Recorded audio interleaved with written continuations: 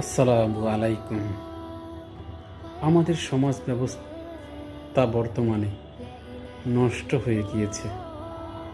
ধর্মীয় শিক্ষার অভাব, পারিবারিক শিক্ষার অভাবের কারণে চারিদিকে শুধু অশান্তি।